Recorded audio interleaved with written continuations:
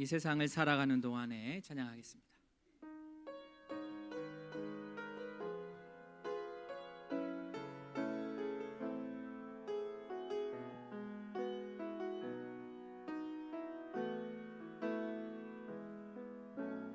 이 세상을 살아가는 동안에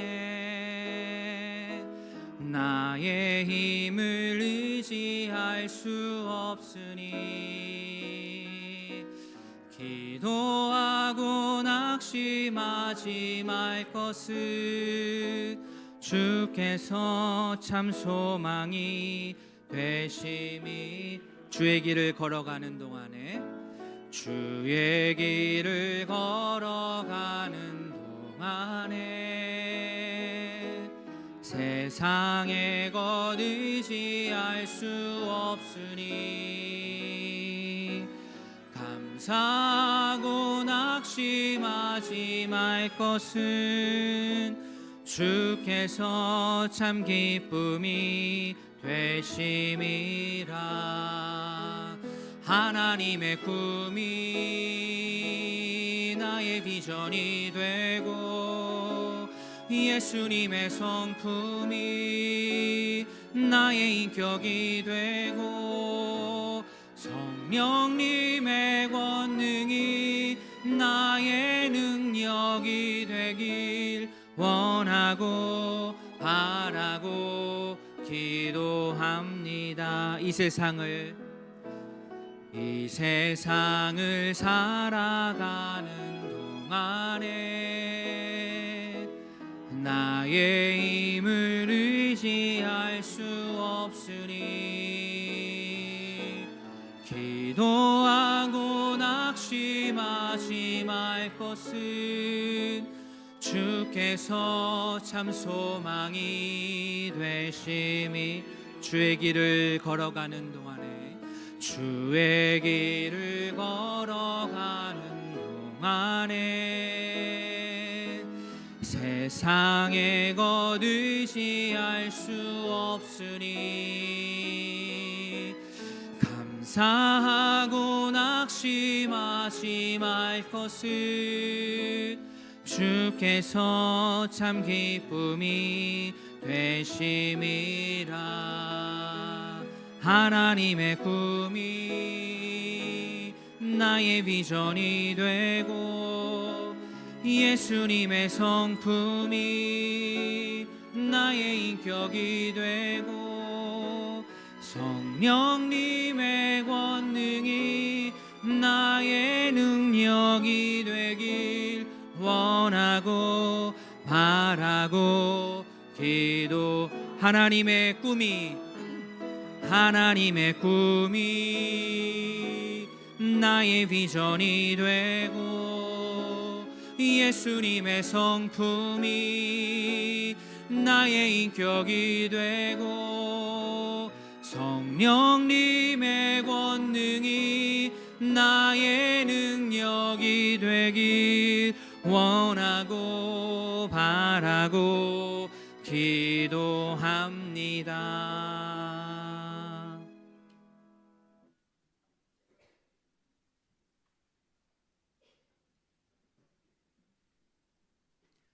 묵상기도 하심으로 5월 17일 주일 예배를 하나님께 올려드리겠습니다.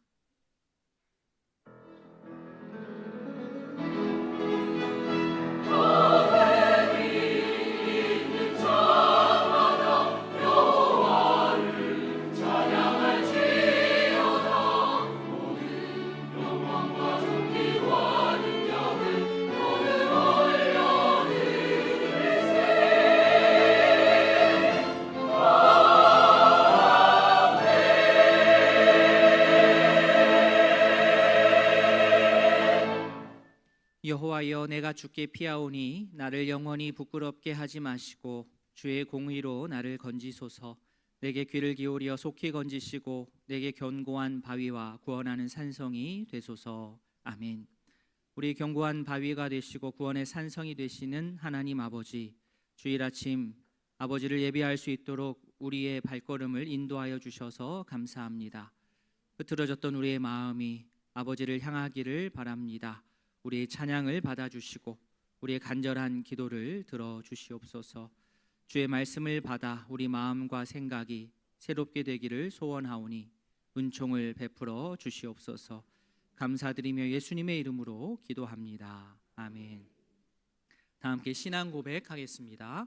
전능하사 천지를 만드신 하나님 아버지를 내가 믿사오며 그 외아들 우리 주 예수 그리스도를 믿사오니 이는 성령으로 잉태하사 동정녀 마리아에게 나시고 본디오 빌라도에게 고난을 받으사 십자가에 못 박혀 죽으시고 장사한 지 사흘 만에 죽은 자 가운데서 다시 살아나시며 하늘에 오르사 전능하신 하나님 우편에 앉아 계시다가 저리로서 산 자와 죽은 자를 심판하러 오시리라. 성령을 믿사오며 거룩한 공회와 성도가 서로 교통하는 것과 죄를 사하여 주시는 것과 몸이 다시 사는 것과 영원히 사는 것을 믿사옵나이다. 아멘. 찬송 24장입니다.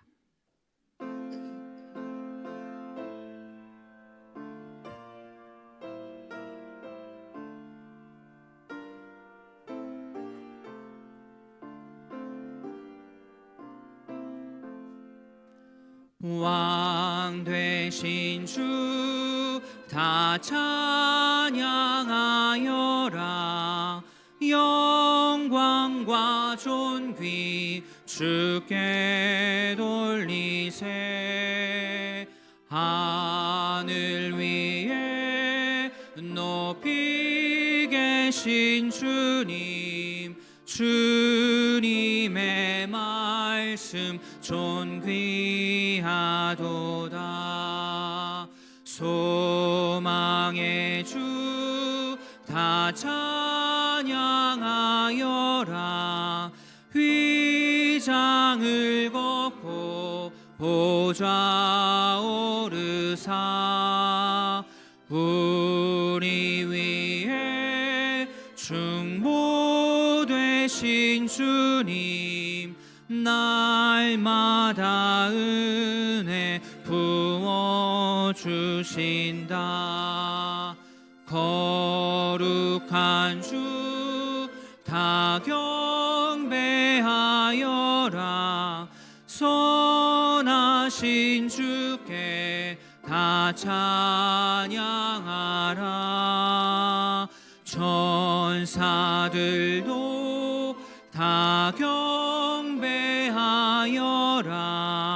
구세주 예수 영원하도다.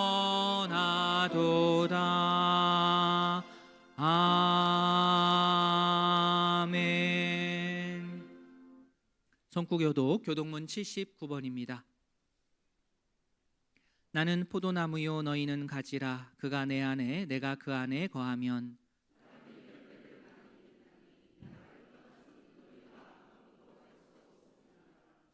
사람이 내 안에 거하지 아니하면 가지처럼 밖에 버려져 마르나니 너희가 내 안에 거하고 내 말이 너희 안에 거하면 무엇이든지 원하는 대로 구하라. 너희가 열매를 많이 맺으면 내 아버지께서 영광을 받으실 것이요 아버지께서 나를 사랑하신 것 같이 나도 너희를 사랑하였으니 내가 아버지의 계명을 지켜 그의 사랑 안에 거하는 것 같이 너희도 내가 이것을 너희에게 이름은 내 기쁨이 너희 안에 있어 너희 기쁨을 충만하게 하려 함이라. 아멘. 찬송 365장입니다.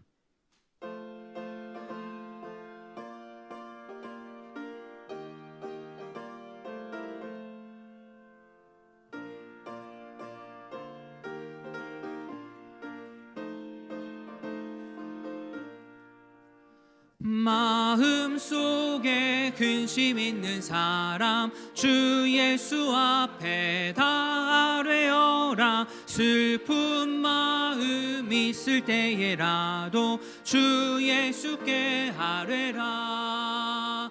주 예수 앞에 다 아뢰어라. 주 우리의 친구니 혹시나 근심하지 말고 주 예수께 아뢰라. 눈물 나며 깊은 한숨 쉴 때 주 예수 앞에 다 아뢰어라. 은밀한 죄 내게 있더라도 주 예수께 아뢰라.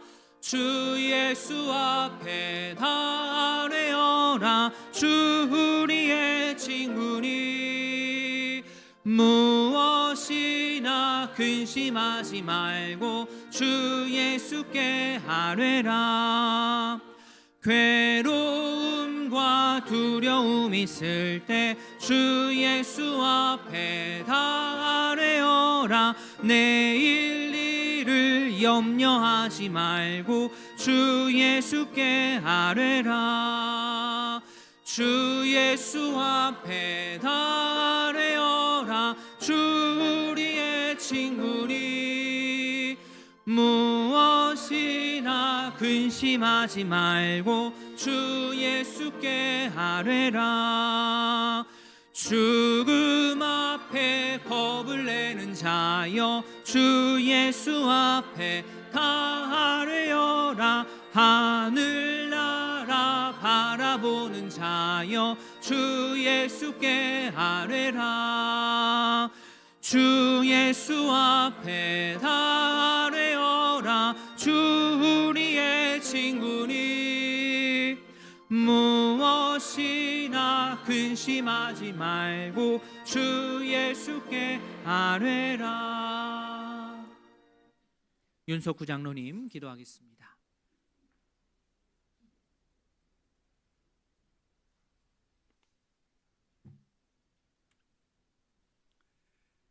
은혜가 풍성하신 하나님 아버지, 우리가 주님을 사랑합니다. 이 세상에 오셔서 줄이고 목말랐던 우리를 위해 십자가의 고난을 당하신 주님, 그 크신 사랑과 은혜에 감사드립니다. 우리가 비록 이 세상에 있으나 우리가 속한 곳은 하나님의 나라인 줄 믿습니다. 우리가 입으로는 세상의 것을 먹으나 영으로는 하늘의 양식을 먹고 살며 그리스도를 위해 사는 택함받은 성도임을 기억하게 하옵소서. 하나님 아버지, 우리가 살다 보면 아프고 힘들 때가 있습니다. 감당할 힘을 주시며 합당하게 사는 우리가 되도록 보호하여 주옵소서. 우리가 무엇을 하든지 진실과 공평과 선한 편에 서게 하시고 예수 그리스도의 은혜 안에서 날마다 새롭게 하여 주옵소서. 혹 우리의 연약한 모습으로 인해 마음의 상처를 입고 떠나간 형제가 있다면 어디에 있든지 하나님께서 위로하여 주옵소서.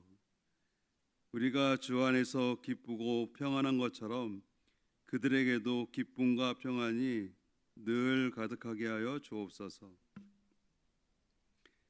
이제는 어떠한 역경에 처해도 혼자 슬퍼 말게 하시고 오히려 주님의 이름으로 도움이 필요한 사람들을 위하여 부지런히 봉사할 수 있는 마음을 주셔서 함께하여 주옵소서.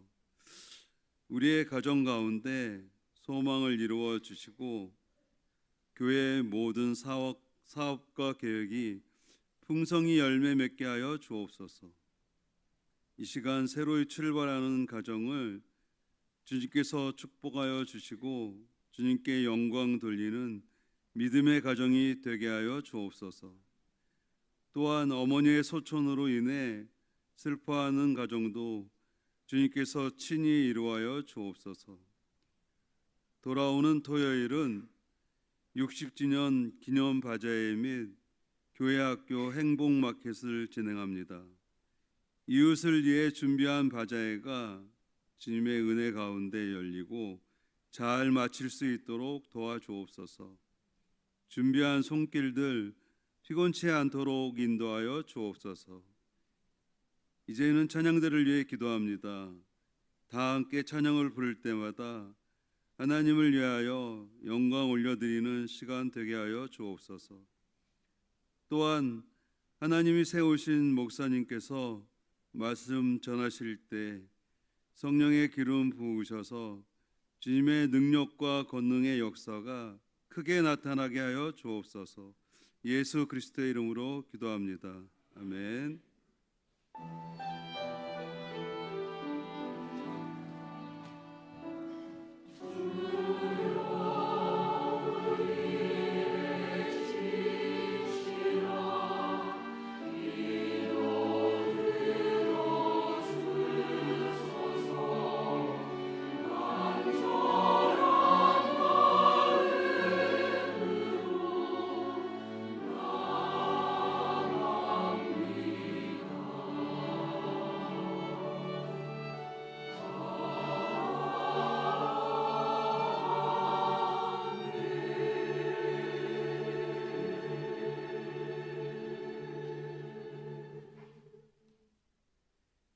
교회 소식 말씀드리겠습니다. 주보를 참조해 주십시오.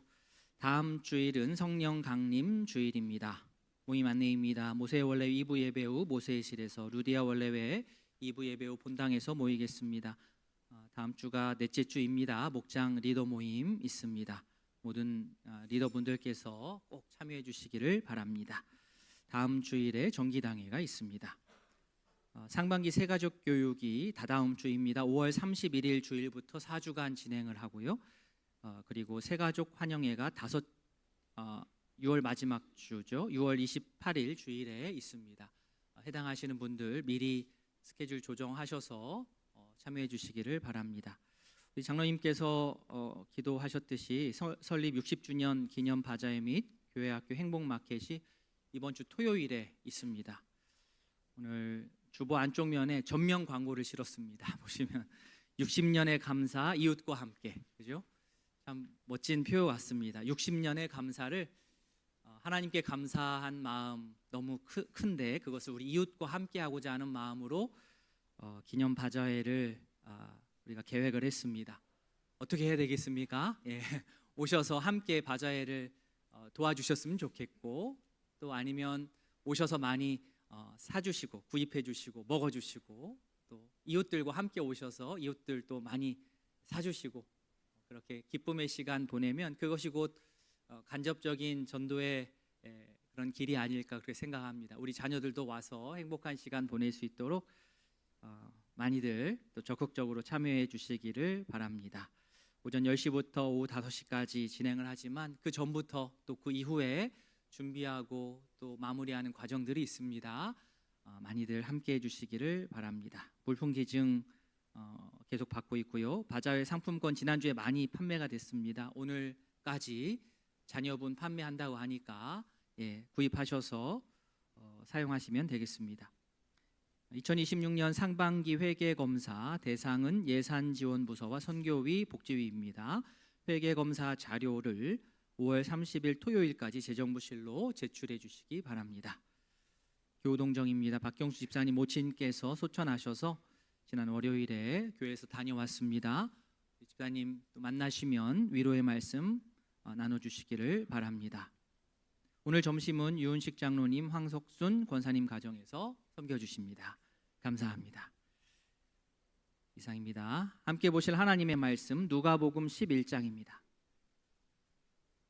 신약성경 112면 누가복음 11장 5절부터 13절까지.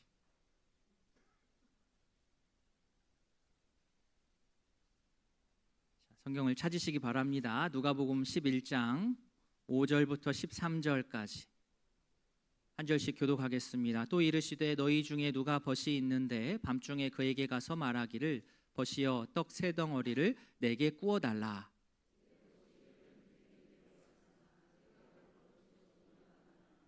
그가 안에서 대답하여 이르되 나를 괴롭게 하지 말라. 문이 이미 닫혔고 아이들이 나와 함께 침실에 누웠으니 일어나 내게 줄 수가 없노라 하겠느냐. 헛됨으로 인하여서는 일어나서 주지 아니할지라도 그 간청함을 인하여 그 요구대로 주리라. 내가 또 너희에게 이르노니 구하라 그러면 너희에게 주실 것이요 찾으라 그러면 찾아낼 것이요 문을 두드리라 그러면 너희에게 열릴 것이니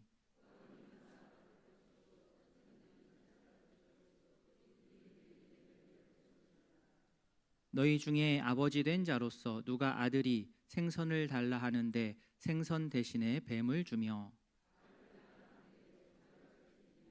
같이 봅니다. 너희가 악할지라도 좋은 것을 자식에게 줄 줄 알거든 하물며 너희 하늘 아버지께서 구하는 자에게 성령을 주시지 않겠느냐 하시니라. 아멘. 헌금 위에 김인남 집사님 기도하겠습니다. 하나님 아버지, 주님의 십자가 보혈로 자녀 삼아 주시고 예배의 자리로 인도하심에 감사드립니다. 저희들의 죄를 용서하여 주시고 이 시간 정결한 마음을 허락하여 주시옵소서. 바쁜 삶 가운데 하나님의 진리를 듣고 찬양하기 위해 이곳에 모인 성도님들 한 분 한 분 기억하여 주시고 저희들의 삶이 늘 감사로 가득 차도록 복내려 주시옵소서. 이 시간 주님께서 허락하신 예물을 드립니다. 드려진 이 예물을 기쁘게 받아주시고 예물에 담긴 성도들의 기도와 중심을 기억하여 주시옵소서. 저희들의 마음을 더 풍성하게 채워주시고 주님의 뜻을 따라 살아가며 나누고 베푸는 삶을 살아갈 수 있도록 은혜 내려 주시옵소서. 귀한 은혜의 시간을 허락하신 하나님께 감사드리며 우리의 목자가 되시는 우리 주 예수 그리스도의 이름으로 기도드립니다. 아멘. 찬송 327장입니다.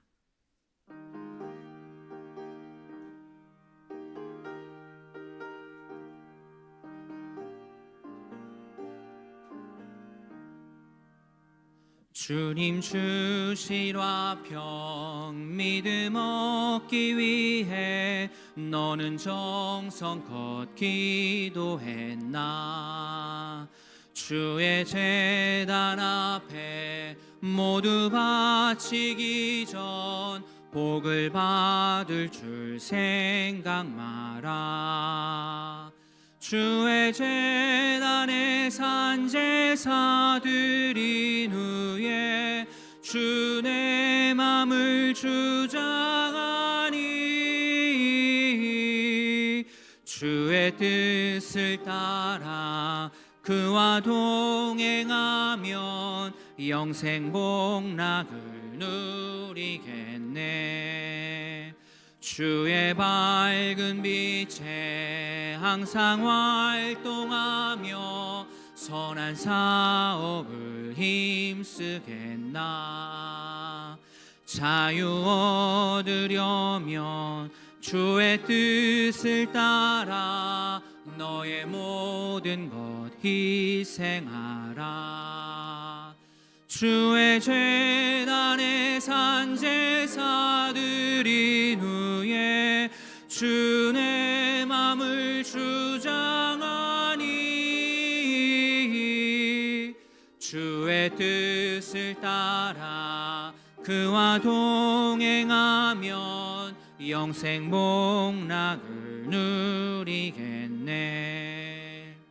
주의 제단 앞에 모두 바친 후에 주와 온전히 사귀겠네.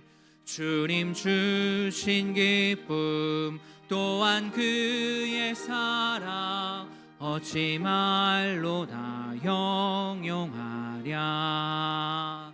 주의 제단에 산 제사 드린 후에 주 내 맘을 주장하니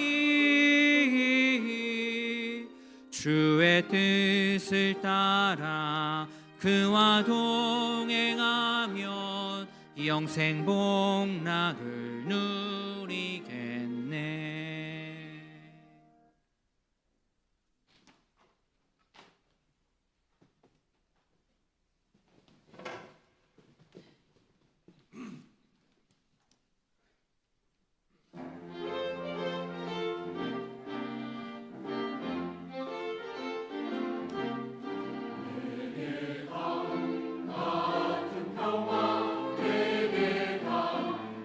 같은 평화 내게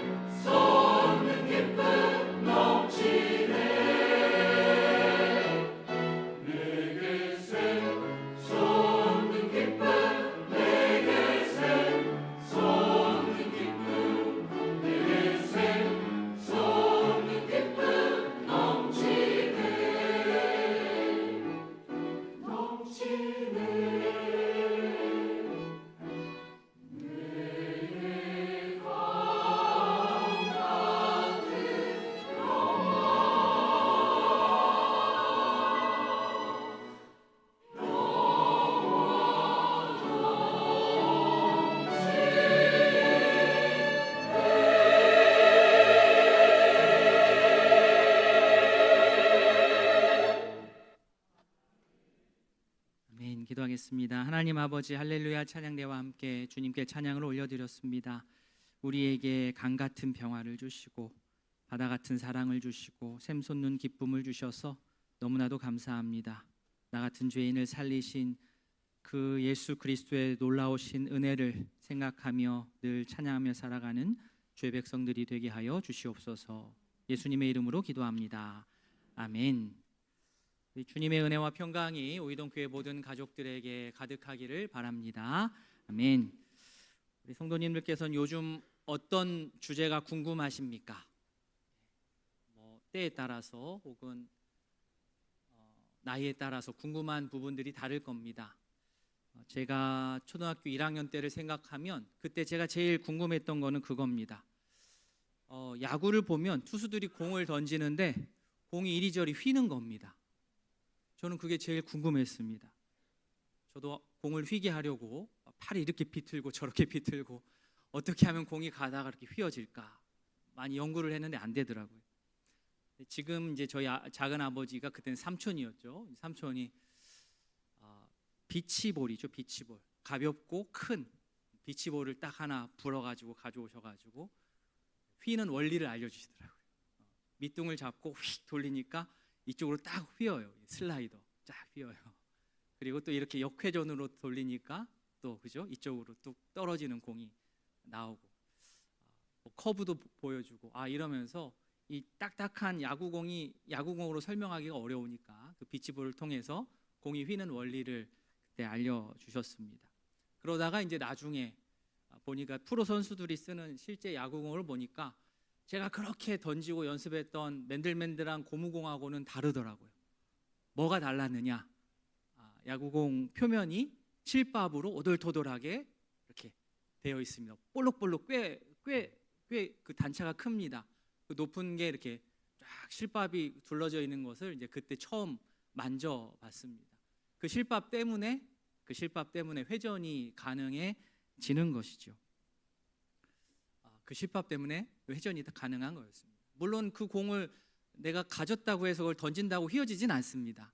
네, 선수들 정도 되어야 그 공으로 변화구를 던질 수 있게 됩니다. 궁금하면 찾게 돼요. 궁금하면 찾게 됩니다. 그 실밥이 공의 실밥이 모두 몇 개가 붙어 있는지 아십니까? 108개가 붙어 있습니다. 우리 성도님들 잊지 않으실 거예요. 야구공 보시면 실밥이 108개입니다. 궁금하면 찾아보게 되고 또 외우지 않아도 알게 됩니다. 자, 오늘 본문에서 제자들이 궁금한 게 있었습니다. 1절 말씀 오늘 읽진 않았지만 1절로 올라가시면 예수께서 한 곳에서 기도하시고 마치심에 제자 중 하나가 여짜오되 주여 요한이 자기 제자들에게 기도를 가르친 것 같이 우리에게도 가르쳐 주옵소서. 자, 제자들은 뭐가 궁금했습니까? 기도가 궁금했습니다. 기도를 어떻게 해야 되는지 궁금했습니다. 예수님의 제자들은 요한이 그의 제자들에게 기도를 가르쳤다는 그 얘기를 들었던 것 같고 여기에 이제 자극을 받았습니다. 예수님하고 요한하고 같은 급은 아닌데 당시 예수님의 제자들은 약간 라이벌로 여겼어요. 그렇죠? 우리는 예수님의 제자, 쟤네들은 요한의 제자. 이래. 요한의 제자들 뭐 하나 배웠다고 하니까 우리도 알려주세요 라고 하는 부분도 없지 않습니다. 자, 어찌되었든 제자들이 이렇게 기도를 궁금해했다는 자체가 매우 고무적입니다. 마찬가지로 궁금하면 답을 찾게 되어 있습니다. 예수님은 제자들의 이러한 기특한 질문에 2절에서부터 4절까지의 내용으로 답을 하셨습니다. 자, 성경을 펴 놓으셨으니까 한번 보시겠습니까? 자기 성경에서 2절과 4절을 빨리 한번 쭉 보십시오. 어떻습니까? 이제 성경을 여는 지퍼 소리가 나면 안 됩니다. 자, 어떻습니까? 2절하고 4절. 예, 술술술술 읽히시죠? 예, 보통 읽는 순서보다 그 속도보다 훨씬 더 빠르게 읽혀집니다. 자, 내용이 무엇입니까? 바로 주기도문. 예, 주기도문 여기 나오네, 그죠? 주기도문. 우리가 주기도문 어디 있냐라고 물어보면 보통 성경 찬송 표지 앞에 있다 이렇게 얘기를 하는데 거기에다가 따로 빼놓은 것은 우리가 읽기 쉬우라고 빼놓은 것이고 원래는 우리가 외우는 주기도문은 마태복음 6장 9절부터 13절까지 있는 것이고 누가복음 11장 앞부분이 동일 본문인 겁니다. 그러니까 내용은 같은데 우리가 주기도문이라고 외우는 것은 마태복음 본문으로 우리가 외우는 겁니다. 내용은 누가복음이나 마태복음이나 똑같습니다. 주기도문 똑같습니다. 그런데 주기도문이 등장하는 그 맥락이 좀 다르죠. 마태복음에서는 이방인들이 기도할 때 막 중언부언 막 하니까 그렇게 기도하면 안 돼. 그러한 기도, 중언부언하는 기도에 대한 대안으로서 주기도문을 주셨다고 한다면 누가복음에서는 제자들의 요청에 따라서 주기도문이 나왔습니다. 기도를 알려주세요라고 했을 때 주기도문을 딱 말씀을 하셨습니다.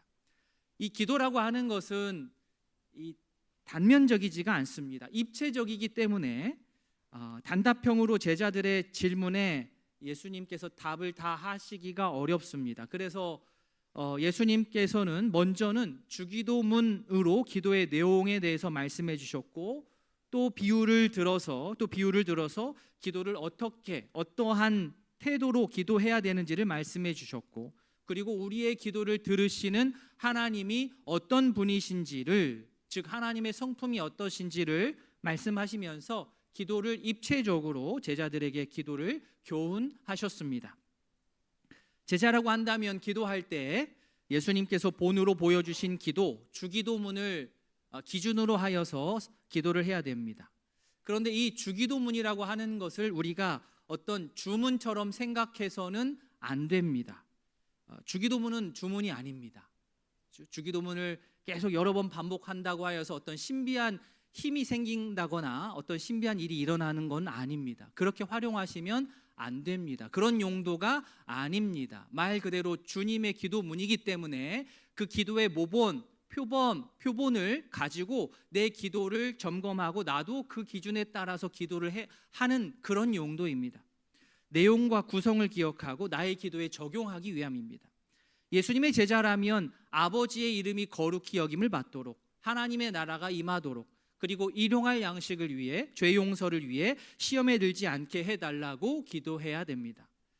이 기도라는 단어는 우리가 교회에서 기독교인들만 사용하는 게 아니고 일반 세상에서도 기도라는 단어를 씁니다. 그러다 보니까 같은 기도라는 단어를 써도 기도했어? 기도해줘? 기도해줄게. 똑같이 말을 해도 머릿속에 떠오르는 그 기도의 개념이 다를 수 있습니다.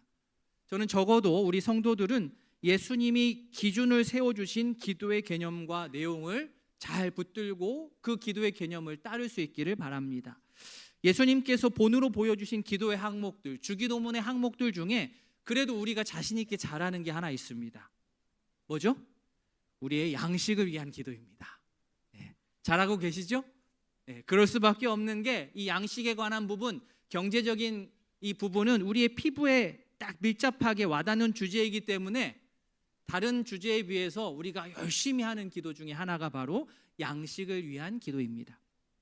양식을 위해서 우리가 기도해야 됩니다. 아주 간절하게 기도해야 됩니다. 단 양식은 양식인데 그 앞에 무슨 말이 붙었습니까? 일용할 양식입니다. 하루 내가 먹을 수 있는 양식을 기도하는 겁니다.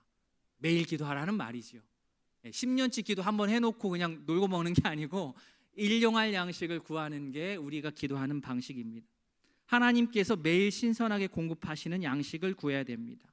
또한 양식을 위한 기도 중요하지만 양식을 위한 기도만 맨날 하다가 끝나지 않도록 예수님께서 예시로 보여주신 주기도문을 참고하여서 어떻게 해요? 죄 용서를 위해서 또 시험에 들지 않도록 그렇게 기도하고 더 나아가서 하나님 나라가 임하기를 바라면서 기도하는 그러한 성도 예수님의 제자가 다 될 수 있기를 진심으로 바랍니다. 아멘. 자, 주기도문으로 우리의 기도의 그 기준, 내용을 점검하고 기준을 잡았다고 한다면 다음으로 그 기도를 어떤 태도와 방법으로 할지 예수님께서 설명하시는데 자, 설명할 때 쓰는 방법 중에 하나 예수님께서 자주 사용하시는 게 바로 비유입니다.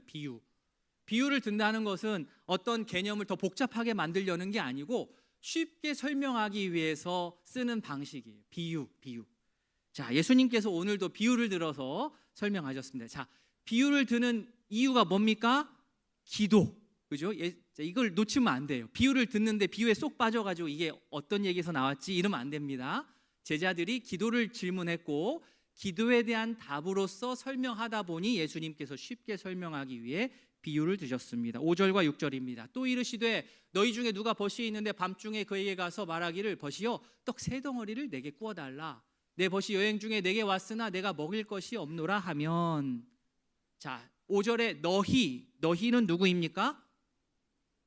자, 5절에 너희는 누굽니까? 예수님께 기도에 관해서 지금 질문하고 듣고 있는 제자들, 그죠? 제자들, 그리고 제자들과 그 옆에 있는 다른 사람들, 옆에서 같이 듣는 사람들, 주변 사람들입니다. 자, 예수님의 비유에 등장하는 사람은 크게 세 사람입니다. 그죠? 이들이 잘 구분이 안 돼요. 그죠? 인칭 대명사들 막 나오는데 뭐 너희 너 막 나오는데 누가 누군지 헷갈려 가지고 제가 편의상 A, B, C로 좀 구분을 하겠습니다. 작은 따옴표, 큰 따옴표, 직접 인용, 간접 인용해서 5절과 6절을 다시 한번 보겠습니다. 자, 또 이르시되 너희 너 A 중에 누가 벗이 있어요. B라는 친구가 있어요. 그런데 밤중에 B한테 가는 거예요. 가서 친구야, 떡 세 덩어리를 A인 나한테 좀 주라. 왜냐하면 내 친구, 다른 친구입니다. 내 벗. 6절에 내 벗은 다른 친구예요. 내 친구 C가 여행 중에 왔는데, 우리 집에 왔는데 내가 그 친구한테 줄 지금 떡이 없다. 친구 B야, 나한테 떡 좀 꿔줘라. 이렇게 얘기한 겁니다. 이해되시죠? 이해되시죠? A한테 지금 친구가 둘이 있는 겁니다. B하고 C. 근데 친구 B는 가깝게 사는 거예요. 그죠? 우이동, 쌍문동 사는 거예요. 그런데 친구 C는 친한 친구인데 부산 살아요. 부산. 그래가지고 간만에 놀러 왔어요. 5절은 이 멀리 사는 친구 C가 A를 찾아오면서 일어난 일, 아니 더 명확하게 말하면 일어날 법한 일입니다. 그죠? 예수님께서 지어낸 말씀이니까요. 설명을 위해서 일어날 법한 일입니다. 자, 그런데 예수님의 이 비유는 지금 한국인인 우리한테 한국 상황에서는 이해가 잘 안 됩니다. 아무리 우리 성도님을 친한 친구라고 해도 그냥 새벽 2시쯤 가서 문 두드릴 수 있으세요? 저 같으면 못할 것 같습니다. 아무리 그죠? 가정에 있는 친구 집에 와서 문을 새벽 2, 3시에 그냥 두드리는 일은 사실 저희 한국 정서에는 맞지 않습니다. 그러나 예수님 당시 팔레스타인 지역에서는 종종 일어나는 일이었습니다. 날씨가 너무 덥다 보니까 장거리 이동을 낮에 못 하는 거죠. 저녁에, 낮에 잤다가 저녁에 이동하는 거예요. 선을 할 때 장거리 여행을 하는 겁니다. 그리고 저녁에 또 그곳에 도착하고 또 그쪽 사람들은 저녁에 손님을 맞이하는 것, 저녁 늦게 새벽에 사람을 맞이하는 것이 괜찮았습니다. 무리한 일이 아니었습니다. 그래서 밤중에 도착하는 이러한 손님을 위해 항상 여분의 음식을 남겨두는 것이 이 사람들의 미덕이었습니다. 그렇게 하기를 다 같이 권장했어요. 손님을 맞을 준비해라. 미리미리 좀 떡을 준비해라. 그런데 사실 실제적으로 손님이 언제 올 줄 알고 매일 손님용 음식을 따로 마련해 주는 집이 현실적으로 몇 집이나 되겠습니까? 정말 부잣집 아니고는, 넉넉한 집 아니고는 한밤중에 가끔 방문하는 손님을 대접할 음식을 준비하기는 현실적으로 어려웠습니다. 요즘처럼 집 주변에 24시간 편의점 있으면 가서 삼각김밥 하나 사줄 수 있지만 예수님 당시 가정은 하루 먹을 빵을 아침에 구워서 그걸로 하루 먹고 또 자고 일어나서 아침에 빵을 굽고 또 하루 먹고 이런 패턴이었습니다. 그렇기 때문에 저녁에 빵을 다 먹어버린 다음에 빵을 굽기도 전에 손님이 오면 준비가 안 된 상태에서 그를 먹일 수가 없는 거죠. 그러면 어쩔 수 없이 떡이 있는 집에 가서 떡을 빌려올 수밖에 없습니다. 그런데 이 당시 동네 문화는 뭐냐면 어떤 한 집에 손님이 오면 그 손님은 그 집 개인의 손님이 아니라 온 마을의 손님이라는 개념이 있었습니다. 그러니까 무척 공동체적이죠. 우리 한국도 엄청 공동체적인데 예수님 당시 지역 사람들도 무척 공동체적이었습니다. 그래서 자기 집 손님이 아니더라도 옆집에 손님이 오면 마을 사람들이 어떻게 해요? 같이 그 손님을 맞이하고 같이 환대했습니다. 이것은 신앙의 의무이기도 하고 또 명예의 문제이기도 했습니다. 그러나 아무리 당시 문화라고 해도 한밤중에 손님을 맞이한다는 것은 쉽지 않은 일입니다. 자, 친구 A는 친구 B에게 떡이 있다는 것을 알았습니다. 그가 떡집을 하는 집일 수도 있고 아니면 동네 주민들 돌아가면서 약국이 약국이 쉬고 열고 하듯이 당번으로 떡을 굽는 그런 집일 수도 있습니다. 여튼 A는 B에게 떡을 구하러 갔는데, 자, 아무리 내가 구하면 떡을 주게 되어 있다 하더라도 참 이 발걸음은 어려운 발걸음입니다. 왜냐하면 친구 B는 지금 다 자고 있거든요. 아무리 교회가 동네 전체 손님이라고 하지만 A가 B랑 C를 아는 것이지 친구 B하고 C는 서로 몰라요. 친분이 없습니다. 중간에 친구 A가 끼어 있습니다. A는 한밤중에 멀리서 힘들게 찾아온 C도 잘 내가 환대를 해야 되겠고, 그리고 지금껏 가까이 지내면서 이웃 사촌으로 지내면서 살아가고 있는 B하고도 잘 지내야 되겠고. 자, 그럼 우리 성도님들, 이 A라는 사람이 친구 B와 친구 C의 모든 필요를 동시에 충족시킬 방법이 있습니까? 없습니까? 없습니다. 예. 이 둘 모두를 한 번에 만족시킬 방법은 없습니다. 두 가지 옵션입니다. 1번, 이웃 사는 친구 B는 지금 그래도 가족 전체가 깊이 잠을 자고 있을 텐데, 그렇지만 내가 담대하게 가서 문을 두드려가지고 떡을 빌려서 저 멀리서 오는 친구 C를 제대로 맞이하고 먹이는 것, 그게 1번이고요. 두 번째는, 아니면 한밤중에 문 두드리는 거 이거 너무 어려우니까 주저주저 하다가 결국에는 B한테 요청을 하지 못하고 그냥 어정쩡하게 C를 맞이하여서 그에게 제대로 된 음식을 제공하지 못하여서 손님을 맞이하는 자로서의 책임을 다하지 못하는 것. 이게 두 번째입니다. 1번과 2번 둘 중에 하나입니다. 자, 오늘 예수님의 비유에서는 1번이 일어났습니까? 2번이 일어났습니까? 1번이 일어났습니다. 한밤중 친구 집 B의 문을 두드려서 떡을 빌려서 친구 C를 먹이는 쪽을 택했습니다. 자, A와 B는 같은 마을에 살기 때문에 A가 B의 문을 두드리는 순간 문이 열리면 B 역시 A의 손님인 친구 C를 같이 맞이하는데 공동 책임을 지게 됩니다. 자, 중요한 것은 7절입니다. 7절 같이 읽겠습니다. 그가 안에서 대답하여 이르되 나를 괴롭게 하지 말라. 문이 이미 닫혔고 아이들이 나와 함께 침실에 누웠으니 일어나 내게 줄 수가 없노라 하겠느냐. 빨리 읽으면 이게 헷갈려요. 그죠? 네. 한국말은 끝까지 읽어야 됩니다. 한국말은 끝까지 읽어요. 예수님께서 밤중에 찾아온 친구 비유를 말씀하시면서 제자들과 청중들에게 기대하는 바는 무엇이겠습니까? 문 닫혔고 이미 식구들이 자고 있다고 떡을 줄 수 없다고 말할 수 있다 없다? 예. 어려워요. 그죠? 예. 말할 수 없다는 겁니다. 그죠? 7절 맨 끝이 중요합니다. 그죠? 누웠으니 일어나 내게 줄 수가 없노라 하겠느냐? 하겠느냐? 줄 수가 없노라 해서 끝나면 안 돼요. 줄 수가 없노라, 없다고 하겠느냐 이거예요. 그죠? 이해되시죠? 네, 없다라고 할 수 있겠느냐 이 말입니다. 자, 그런데 여기서 중요한 게 무엇이냐면 친구 B는 줄 수 없다고 하지 않고 그래도 준다는 겁니다. 그래도 준다. 그러면서 이어서 설명하시기를 8절 내가 예수님입니다. 나는 예수님입니다. 내가 너희에게 말하노니 비록 벗됨으로 인하여서는 일어나 주지 아니할지라도 그 간청함을 인하여 일어나 그 요구대로 주리라. 자, 그런데 여기서 이 간청함이라고 번역된 이 단어를 어떻게 이해하고 해석하느냐가 참 중요한데 이게 쉽지가 않습니다. 왜 해석이 쉽지 않느냐? 간청함으로 번역된 이 헬라어가 아나이데이아라는 말인데 이 단어가 신약 전체에서 여기 한 번밖에 안 쓰였어요. 참 단어의 뜻이라는 게 여러 문장, 문맥에서 좀 쓰여줘야 이게 해석을 할 때 좀 도움이 되는데 한 번밖에 안 쓰이니까 어렵죠. 그 뜻을 파악하기 좀 어렵습니다. 그래도 사전적으로 정의하자면 이 단어는 부끄러움 없음, 염치 없음, 체면 차리지 않음 이런 뜻입니다.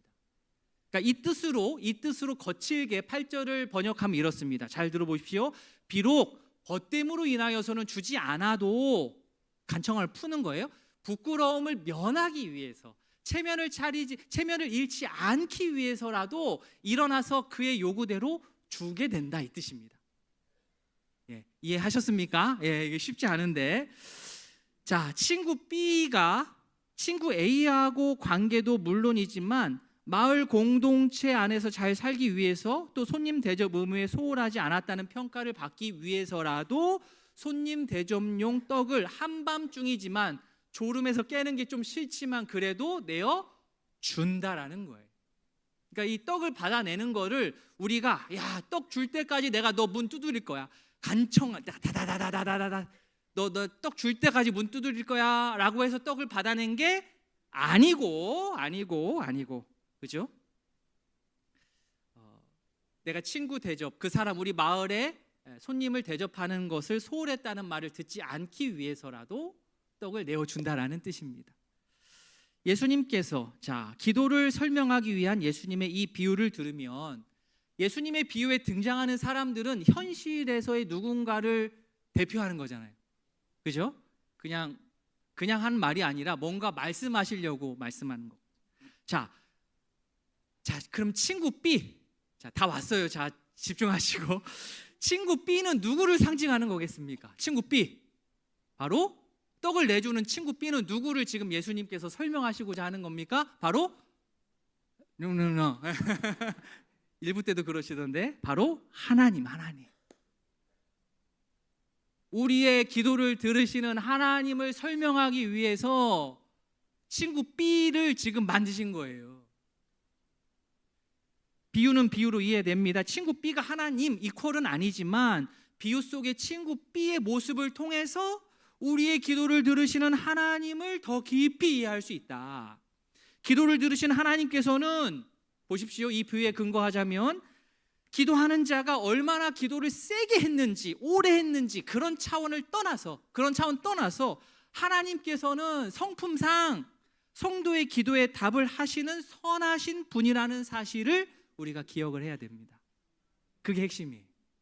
우리가 기도를 배운다고 달려들 때 내 편에서 먼저 기도를 어떻게 해야 될까를 먼저 생각하기 쉬운데 기도에 있어서 첫 단추는 뭐니 해도 나의 기도를 들으시는 하나님이 어떤 분인지를 분명하게 명확하게 아는 것입니다. 그게 첫 번째 단추예요. 하나님이 어떤 분인지를 제대로 알수록 우리의 기도는 성경적이 될 수밖에 없습니다.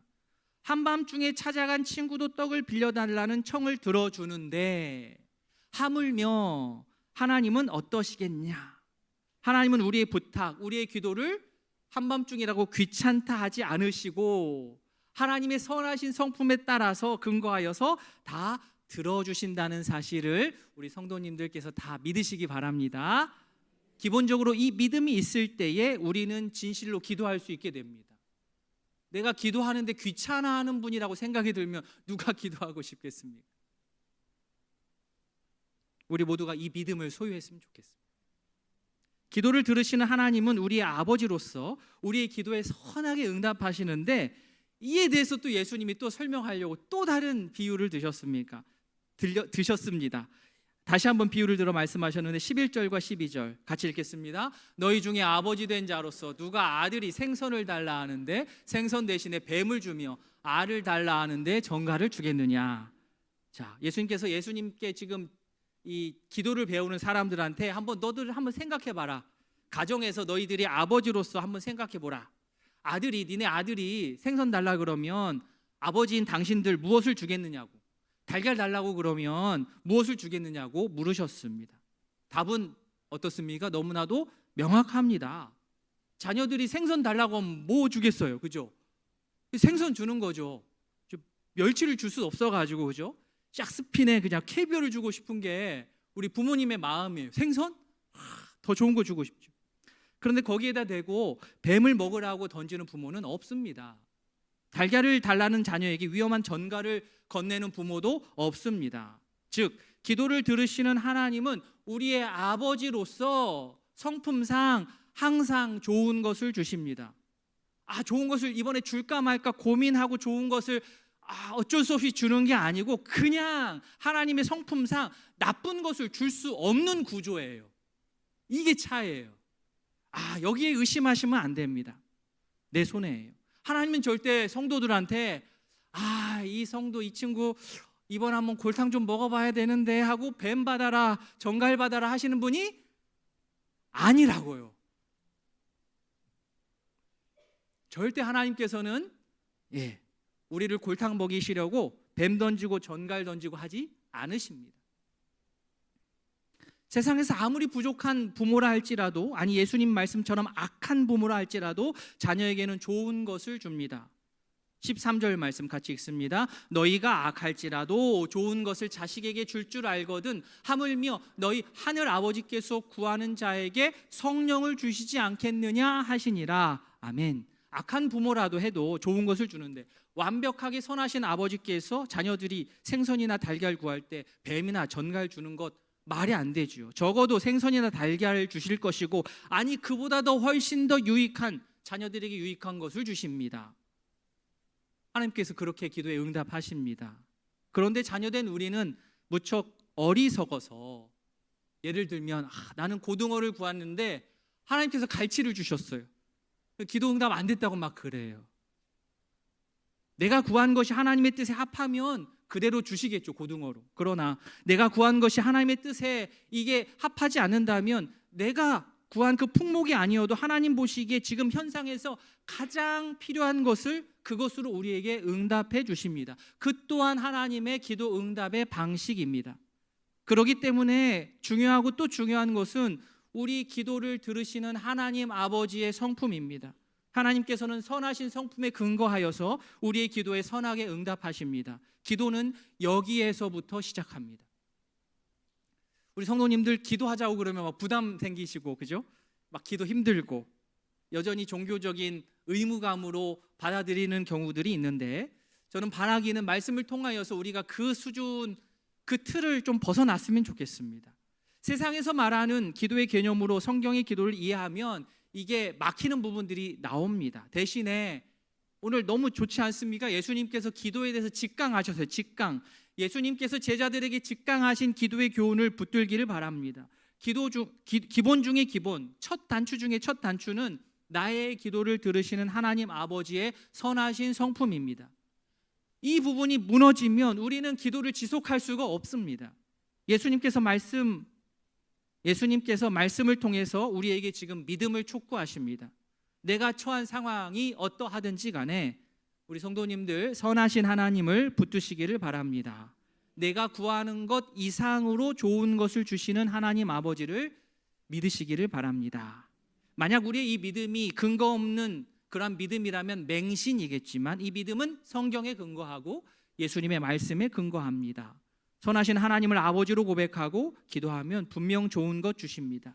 그 좋은 것이 13절에는 성령이라고 나옵니다. 우리는 시야가 좁아서 생선과 달걀만 구하느라고 바쁜데, 하나님께서는 성령을 우리에게 주셔서 우리의 시야를 넓혀 주십니다.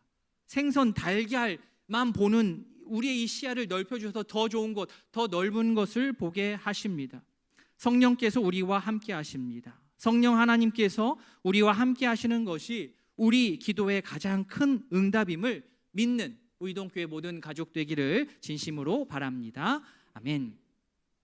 예수님이 말씀하시는 기도의 핵심 계속 반복됩니다. 하나님 우리 아버지시고, 그 아버지는 성품이 선하셔서 우리의 간구에 선하게 응답하신다. 이게 첫 단추입니다. 기도에서 첫 단추. 그런데 이 첫 단추를 끼우는 게 생각보다 쉽지 않고 시간이 좀 오래 걸리기도 합니다. 성도마다 진도가 달라요. 어떤 성도는 빠르게 탁 첫 단추를 성경적으로 재빠르게 착 끼고 진도를 나가는 성도가 있는 반면, 이 첫 단추를 제대로 끼지 못해서 빙빙빙 도는 성도들이 안타깝지만 있습니다. 그러나 무조건 첫 단추를 잘 끼워야 두 번째 단추 끼울 수 있습니다. 만약에 두 번째 단추를 세 번째 구멍에 넣으면 어떻게 됩니까? 그죠? 그렇게 해서 계속 3번, 4번 하면, 요즘도 그게 패션이라면 할 말은 없지만 계속 이렇게 하면 이게 원리에 맞지 않죠. 그럼 어떻게 합니까? 제대로 하려면 모든 단추를 다 풀어야 돼요. 모든 단추 다 풀고 다시 첫 단추 해야 됩니다. 그만큼 많이 돌아갈 수밖에 없어요. 그래서 첫 단추가 중요합니다. 하나님께서 나의 아버지가 되시고, 하나님 아버지께서 완벽하게 선하신 성품으로 나에게 가장 유익하고 좋은 것으로 주신다는 것을 내가 잘 알았어요. 그러면 그렇다고 해서 자녀인 나는 그냥 뒷짐지고 뒤로 빠져 있으면 되는 것일까요? 아닙니다. 하나님을 아버지라 부르고 하나님의 선하신 성품을 아는 하나님의 자녀는 어떤 행동을 하느냐? 그 하나님을 찾습니다. 9절 말씀, 내가 또 너희에게 이르노니 구하라 그러면 너희에게 주실 것이요 찾으라 그러면 찾아낼 것이요 문을 두드리라 그러면 너희에게 열릴 것이니. 10절 같이 읽습니다. 구하는 이마다 받을 것이요 찾는 이는 찾아낼 것이요 두드리는 이에게는 열릴 것이니라. 아멘. 자, 남녀가 만나서 정식으로 그죠? 한참 썸을 타다가 우리 이제 교제하자, 사귀자, 남자친구 여자친구 하자 그래가지고 교제를 시작했어요. 저도 나름 비유를 드는 겁니다. 자, 하는데 둘이 멀쩡히 핸드폰이 있는데 사귀기로 했는데 교제하기로 했는데 일주일 넘게 서로 연락을 안 해요. 그리고 가까이 살거든요. 멀리 살지도 않아요. 그런데 한 달 동안 만나지를 않아요. 그럼 어떻게 해야 됩니까? 그 관계는 점검해 봐야 돼요. 말로는 야 우리 사귄다, 남자친구 하자, 여자친구 하자, 오늘부터 1일 하자 했는데 일주일 동안 연락 한 번도 안 해요. 한 달 동안 한 번도 안 만나요. 그거는 관계를 점검해 봐야 되는 거죠. 그게 진짜 교제하는 겁니까? 누가 봐도. 입으로는 하나님을 아버지라고 부르는데 그죠? 하나님 아버지를 찾지 않아. 나의 태도와 행동은 아버지를 대하는 모습이 전혀 아니에요. 하나님 아버지예요라고 했는데 아버지를 대하는 태도가 아니야 볼 때. 그러면 점검해 봐야 돼. 내가 진짜 하나님을 아버지라고 아는지, 하나님과 나의 관계 돌이켜 생각해 봐야 됩니다. 내 태도를 보고. 우리 기도를 들으시는 하나님이 우리 아버지가 되시기에 그 관계를 바탕으로 적극적으로 구하고 찾고 문을 두드려야 됩니다. 선하신 하나님이 나의 아버지가 되신다는 사실을 믿는 것이 첫 번째 단추를 끼우는 것이고, 그 하나님께 구하고 찾고 두드리며 기도하는 것이 두 번째 단추를 끼우는 겁니다. 이때 성도는 예수님께서 가르쳐 주신 기도의 본 주기도문을 기준으로 하여 구하고 찾고 두드려야 됩니다. 두 가지 예가 있습니다. 우리 중에는 첫 번째 단추를 제대로 끼지 않은 상태에서 가끔 두 번째 단추부터 끼우려는 그 시도를 하는 예가 있습니다. 하나님의 선하신 성품에 기대지 않고 하나님을 확실하게 나의 아버지라고 여기지 않는 상황에서 그저 내 편에서 강하고 열심히만 기도하는 경우가 있습니다. 이 상태로 아무리 열심히 40일 금식 기도한다 한들 배고프기만 하지, 고통스럽기만 하지, 성경적인 기도의 진보는 나타나지 않습니다. 첫 번째 단추 안 끼우고 진도 나갈 수가 없어요. 두 번째, 반대의 예도 있습니다. 첫 번째 단추만 끼우고 두 번째 단추를 끼울 생각을 안 하는 경우입니다. 하나님을 선하신 나의 아버지라고 고백을 하는데, 그러니까 나는 할 게 없다고 하면서 정작 하나님께 적극적으로 구하지를 않습니다. 찾지를 않습니다. 두드리지를 않는 경우가 있습니다. 마치 이런 거죠. 첫 번째 단추만 끼우고 밑에는 다 풀로 헤치고 다니는 거예요. 사실 하나님을 아버지로 선하신 분으로 나의 기도를 들어서 선하게 응답하시기를 기뻐하는 분으로 아는 자라고요. 아는 자가 기도를 안 하는 건 정말 어려운 일입니다. 첫 단추를 잘 끼우시고 이어서 두 번째 단추도 잘 끼우셔서 예수님께서 가르쳐 주신 기도로 정말 기도하는 그러한 성도님들 다 되시길 진심으로 소망합니다. 말씀을 맺겠습니다. 먼저는 제자들이 그랬던 것처럼 우리도 기도를 좀 궁금해했으면 좋겠습니다. 기도에 관한 궁금증을 가지고 성경 속 예수님 말씀을 통해서 나의 기도를 한번 돌아보고 점검하고 예수님께서 보여주신 기도의 본을 내 기도의 표준으로 삼고 하나님을 나의 아버지요 선하신 분으로 내가 성경적으로 알고 믿고 그 바탕 위에 담대하게 그 앞에 나아가서 구하고 찾고 두드리는 그러한 적극적인 기도를 실천하여서 선한 기도의 응답의 열매를 풍성하게 받아 누리는 우이동교회 모든 가족 되기를 진심으로 소원합니다. 아멘. 말씀 기억하면서 우리 잠시 기도하도록 하겠습니다. 우리 눈을 잠시 감으시고 예수님께서 우리에게 제자들에게 우리에게 하신 이 기도의 교훈, 나의 기도의 내용들을 한번 점검해 보기를 원합니다. 나의 기도의 내용이 예수님께서 주 기도문으로 우리에게 본을 보여주신 것과 어느 정도로 일치하고 있습니까? 우리의 기도의 내용과 이러한 구조들이 예수님께서 우리에게 본을 보여주신 그 방향으로 갔으면 좋겠습니다. 한쪽으로 기울 수 있어요. 중간 점검하는 겁니다. 예수님의 보여주신 그 기도의 본을 따르겠습니다. 이렇게 기도했으면 좋겠고, 정말 중요한 첫 단추 잘 끼워야 됩니다. 나의 기도를 들으시는 하나님께서 나의 아버지가 되시고 선하신 것만 주고자 하시는 분이라는 사실을 알고 나의 기도에 100% 선한 성품으로 좋은 것만 주신다는 그 기초 중에 기초의 그 믿음이 우리 안에 있기를 바랍니다. 그 다음 두 번째 단추, 그러면 하나님 앞에 나아갈 수밖에 없죠. 하나님 앞에 얘기하고 싶을 수밖에 없습니다. 구하고 찾고 두드리는 적극적인 기도를 할 수밖에 없습니다. 내가 그렇게 하겠습니다, 주님.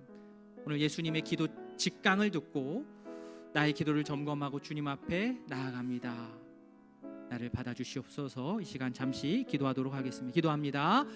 하나님 아버지, 오늘 말씀을 기억하며 주님 앞에 나아갑니다. 주여, 하나님 주의 말씀 따라서 살 수 있도록 도와주시옵소서. 아버지, 내가 왜 기도를 하지 못합니까? 나의 기도는 왜 이렇게 단편적입니까? 아버지요, 아버지요, 우리의 기도 어떤 방향으로 나아가야 되겠습니까? 아버지, 나의 기도가 어떤 방향으로 나아가야 되겠습니까? 나는 하나님을 어떤 분으로 알고 있습니까? 나는 하나님을 어떤 분으로 알고 있습니까?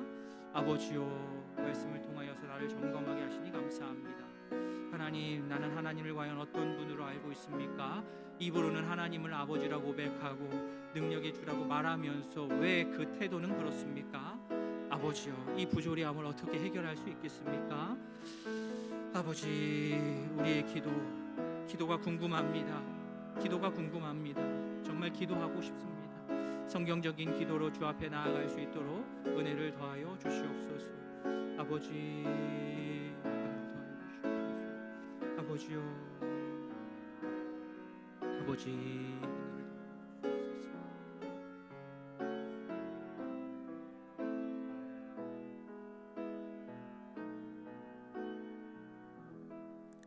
하나님 아버지, 오늘 예수님을 통하여서 우리의 기도를 돌아보게 하시니 감사합니다. 기도가 궁금했으면 좋겠습니다. 여전히 기도가 부담이고 종교적인 의무처럼 우리 마음 가운데 남아 있어서 기도를 자발적으로 하기가 참으로 어렵습니다. 하나님, 이러한 생각들과 구조를 말씀을 통해서 깨주시고 오늘 예수님께서 말씀하신 그 길을 우리가 한 발 한 발 따라 나설 수 있도록 우리에게 지혜와 용기를 더하여 주시옵소서. 우리 기도가 잘 되고 있는지, 우리의 기도의 내용이 맞는지 먼저 예수님께서 본으로 보여주신 주기도문을 통하여서 살피게 하시고 균형 있는 기도로 주 앞에 영광 돌리는 저희에게 하여 주시옵소서. 하나님을 나의 아버지로 고백하고 완벽하게 선하신 분으로 내가 알고 믿을 수 있기를 바랍니다. 이게 기도의 첫 단추입니다. 그냥 넘길 수가 없습니다.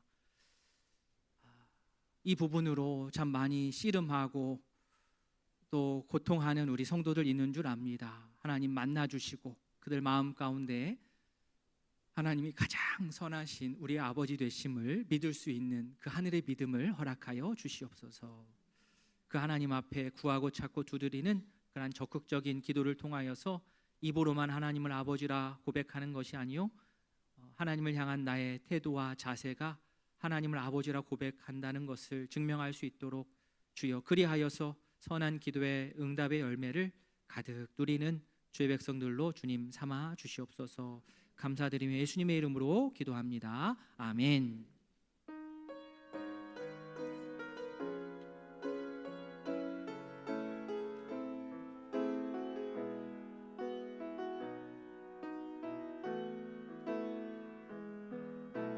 이 세상을 살아가는 동안에 나의 힘을 의지할 수 없으니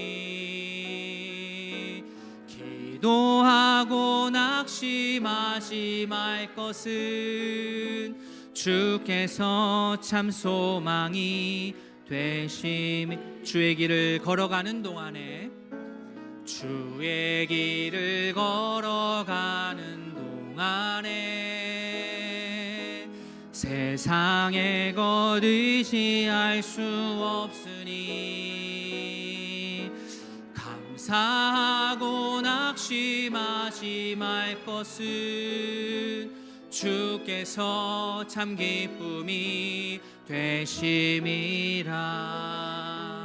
하나님의 꿈이 나의 비전이 되고 예수님의 성품이 나의 인격이 되고 성령님의 권능이 나의 능력이 되길 원하고 바라고 기도. 하나님의 꿈이 나의 비전이 되고 예수님의 성품이 나의 인격이 되고 성령님의 권능이 나의 능력이 되길 원하고 바라고 기도합니다. 구주 예수 그리스도의 은혜와 하나님 아버지의 사랑과 성령의 교통하심이 예수님의 기도를 나의 기도 표준으로 삼고 하나님을 선하신 나의 아버지로 믿으며 하나님 아버지께 적극적으로 구하고 찾고 두드리겠노라 다짐하는 모든 성도 위에 이제로부터 영원토록 함께 있을지어다. 아멘.